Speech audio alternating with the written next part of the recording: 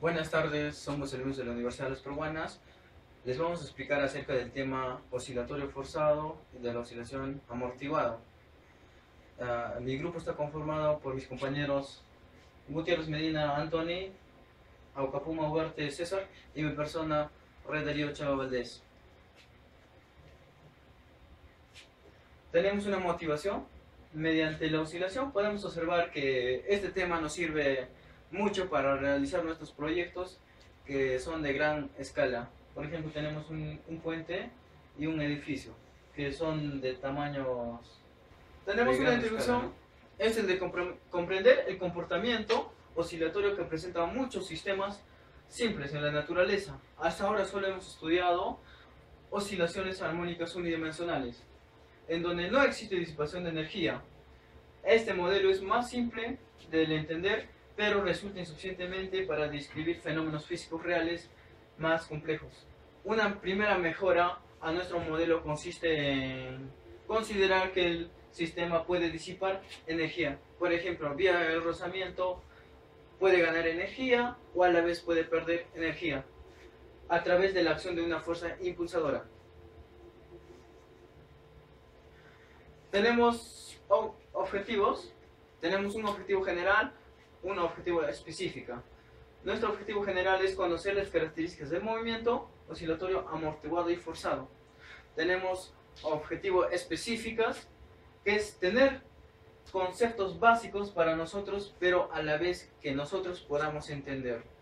Tenemos estudiar varios tipos de oscilaciones, cada uno con sus respectivos ejemplos, y ver cómo es el comportamiento de cada una de las oscilaciones y cómo debemos aplicarlo y cómo debemos utilizar este tipo de oscilaciones en nuestra carrera que es Ingeniería Civil. Buenas. A continuación tenemos lo que es oscilaciones amortiguadas. Las fuerzas resistivas como el rozamiento frenan el movimiento del sistema de energía mecánica del sistema que disminuye con el tiempo y el movimiento se amortigua. Supongamos que una fuerza resistiva proporcional a la velocidad y de sentido opuesto a la misma, donde se formula que la fuerza resistiva es igual a la menos la constante por la velocidad, donde tenemos que siempre la fuerza resistiva va a ser negativa porque es opuesto a la fuerza de movimiento. Entonces, ¿qué decimos? Que B vendría a ser una constante relacionada con la intensidad de la fuerza resistiva. Donde tenemos la segunda ley de Newton sobre la partícula, que vendría a estar dada por la ecuación que es sumatoria de fuerzas con respecto a la posición, que es igual a la masa por la aceleración con respecto a la posición, que a la vez está definida por la velocidad y la aceleración, que vendría a ser la masa por la segunda derivada con respecto a la posición sobre el tiempo. Bueno, aquí tenemos una representación gráfica que está dada por la ecuación.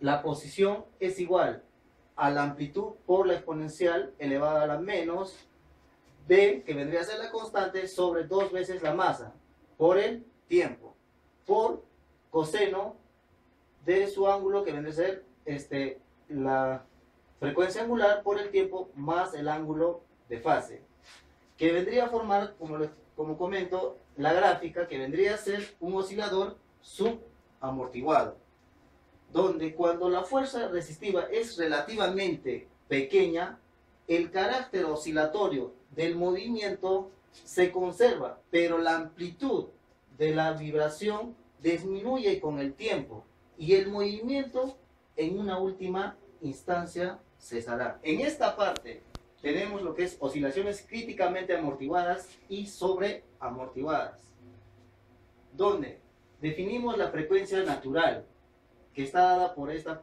fórmula, que vendría a ser la frecuencia natural, que es igual a la raíz cuadrada, la constante sobre la masa, donde esta constante vendría a ser una constante, ¿no? Un número. Entonces, podemos escribir la frecuencia angular de vibración del oscilador amortiguado de esta manera, que nace esta ecuación, que vendría a ser la frecuencia angular, que es igual a la raíz cuadrada donde sería la frecuencia natural al cuadrado menos b, que vendría a ser una constante, sobre 2 veces la masa, todo elevado al cuadrado. Y tenemos que a medida que la fuerza resistiva se aumenta, las oscilaciones se amortiguan con mayor rapidez.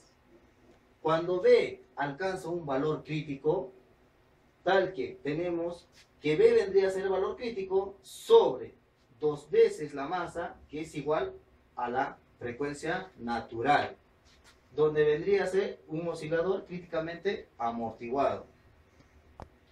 Y a su vez tenemos el sistema que ya no oscila más, vuelve a la posición de equilibrio, siguiendo una exponencial.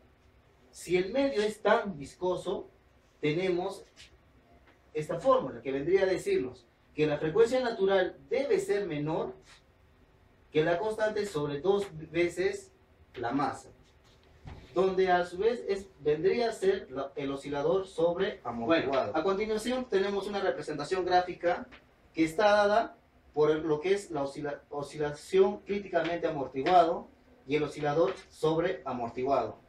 Gracias a eso tenemos este tipo de mi nombre es José Miguel Medina y en esta oportunidad me ha tocado exponer oscilaciones forzadas. Una pequeña definición. La energía mecánica de un oscilador amortiguado disminuye con el tiempo. Es posible compensar esta pérdida de energía aplicando una fuerza externa que realice un trabajo positivo sobre el sistema. La amplitud del movimiento permanece constante si la energía que se aporta en cada ciclo de movimiento es exactamente igual a la pérdida de energía mecánica en cada ciclo, debido a las fuerzas resistivas. Ejemplo de un oscilador amortiguado al que se le comunica una fuerza externa que varía periódicamente con el tiempo. Es decir, que una fuerza en función al tiempo es igual a una fuerza constante por el seno de la frecuencia angular externa. Tras un periodo de tiempo suficientemente largo, cuando el aporte de energía por cada ciclo que realiza una fuerza externa igual a la cantidad de la energía mecánica que se transforma en una energía interna en cada ciclo, se alcanzará una situación de estado estacionario. Como vemos acá tenemos una ecuación que vendría a ser la posición con respecto al tiempo, que va a ser igual a la amplitud por el coseno por la frecuencia angular por el tiempo más el ángulo de fase, donde un oscilador forzado, la partícula vibra con frecuencia de la fuerza externa. También tenemos una ecuación para hallar la amplitud, que va a ser igual a la fuerza sub 0 sobre la masa, todo eso sobre la raíz cuadrada de la frecuencia angular al cuadrado, menos la frecuencia natural al cuadrado, todo eso al cuadrado, más la constante por la frecuencia angular, todo eso sobre la masa, todo eso al cuadrado. También tenemos otra ecuación para hallar el ángulo, vendría a ser la tangente del ángulo, que va a ser igual la constante por la frecuencia angular, todo eso sobre la masa, por la frecuencia natural al cuadrado menos la frecuencia angular. La amplitud del oscilador forzado es constante para una fuerza externa dada por estas ecuaciones. Y de las anteriores ecuaciones obtenemos la siguiente gráfica, la cual nos indica que la amplitud se incrementa al disminuir la amortiguación. Cuando no hay amortiguación, la amplitud del estado estacionario tiende al infinito. En la frecuencia del oscilador forzado es constante para una fuerza externa dada. Si la amortiguación es pequeña, la amplitud se hace muy grande, cuando la frecuencia de la fuerza externa se aproxima a la frecuencia propia del oscilador. Al drástico incremento de la amplitud cerca de la frecuencia natural se le denomina resonancia, y la frecuencia natural del oscilador se denomina también frecuencia de resonancia. A continuación les vamos a mostrar una aplicación del puente de Tacoma, donde nos muestra un tipo de oscilación y el derrumbe de este puente.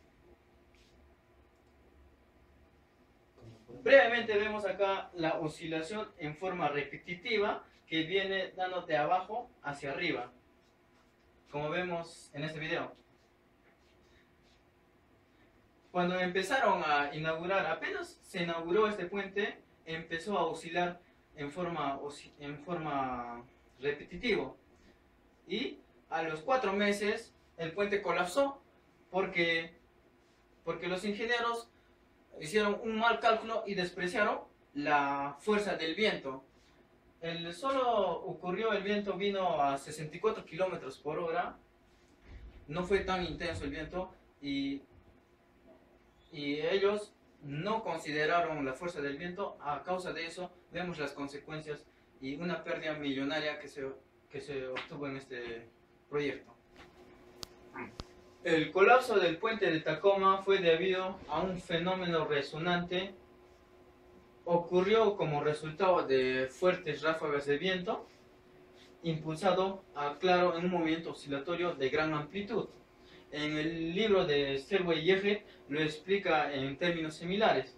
Fue destruido por las vibraciones de resonancia, los vórtices generados por el viento que soplaba a través del puente se produjeron a una frecuencia que coincidió con la frecuencia natural de oscilación del puente. Como les expliqué, que el viento fue de 64 kilómetros por hora. Entonces tenemos las conclusiones. A través de todo esto obtuvimos muchos tipos de conocimientos y sabemos que las oscilaciones, ya sean amortiguadas o forzadas, nos es útil en nuestra carrera de ingeniería civil. Y este tema mayormente los aplicamos en puentes, túneles, edificios gigantescos a grandes escalas para poder mantener su equilibrio. Sabemos que existen muchos tipos de oscilaciones y cada una de ellas van de la mano, y en este tema solo es una pequeña parte de lo que hemos aprendido. Y a continuación les presentaré un pequeño simulacro, lo que es donde se representa a continuación les presentamos lo que es una simulación con cimientos rígidos y cimientos donde existe la amortiguación y produce lo que es oscilaciones.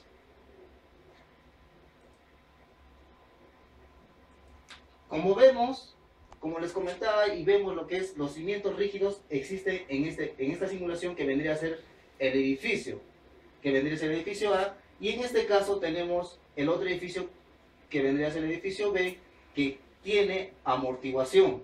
Y gracias a esa amortiguación que está formada por oscilaciones, vamos a ver cómo un edificio rígido va a vibrar más que un edificio con amortiguación.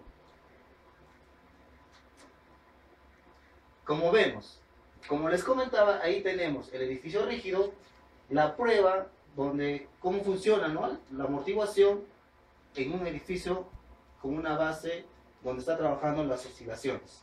Bueno, como vimos en la simulación, tuvimos un edificio rígido y un edificio con amortiguación, que gracias a eso el edificio está equilibrado y está hecho contra sismos. A continuación les presentaremos un pequeño video, algo más real, a grande escala, que se va a mostrar dónde está funcionando unos resortes, y se verá cómo es realmente la oscilación. Erguido y orgulloso frente a la costa de Dubái, se levanta uno de los edificios más asombrosos del planeta. Con 321 metros de altura, supera la Torre Eiffel. Es el hotel más alto del mundo y seguramente el más lujoso. Una estructura diseñada para asombrar. Su nombre, Burj Al Arab, significa la Torre Árabe. Pero surgió un problema. Si el exoesqueleto era demasiado ligero, los vientos que soplan a 300 metros sobre el Golfo podían afectar al edificio. Y si la estructura fuera demasiado robusta, afectaría la elegancia del diseño en forma de vela. Una vez más, Wright chocó con los ingenieros que velaban por la seguridad de la torre. Cuando se diseña por primera vez un edificio más alto que la Torre Eiffel, hay que asegurarse de hacerlo bien. La estructura es tan poco habitual que por primera vez en la historia de Dubái, los ingenieros deciden realizar pruebas en un túnel de viento. El ingeniero eólico, Volker Budgereit, sabía que Burj Al Arab era un edificio único. Antes de esta torre, la mayoría de los edificios del Golfo tenían formas bastante ortodoxas. Eran cuadrados o rectangulares. Y en esa época pareció una locura tener que efectuar pruebas en un túnel de viento para construir un hotel. Pero para esa clase de estructura era esencial. El túnel de viento simuló los efectos del viento del Golfo a escala 1,50. El edificio soportaba una fuerza considerable, el doble que en Londres. Medimos las succiones, que eran del orden del peso de un coche colgando de un panel del edificio, que es algo inaudito. El túnel del viento arrojó resultados que podrían amenazar por completo a la torre. Cuando estudiamos el diseño, enseguida nos preocupó un fenómeno llamado vorticidad. La vorticidad es la pesadilla de los ingenieros. El viento que sopla contra los bordes afilados de una estructura de acero puede causar tornados en miniatura bajo ciertas condiciones, que a su vez desencadenan peligrosas vibraciones que pueden destruir el edificio, como ocurrió con estas enormes torres de enfriamiento de Ferry Bridge, en el norte de Inglaterra, en 1965. Los ingenieros tenían que encontrar la forma de proteger Burj Al Arab. Y recurrieron a unas ingeniosas pesas colgantes amortiguadoras de vibraciones que se instalaron en los puntos vulnerables del hotel. Cuando sopla el viento y la vorticidad provoca vibraciones, son las pesas de 5 toneladas las que oscilan en lugar de la estructura y reducen las vibraciones a niveles por debajo del límite de seguridad. Se colocaron 11 de ellas desde lo alto del mástil hasta el suelo a lo largo de los arcos de acero. Estos amortiguadores terminaron con la amenaza.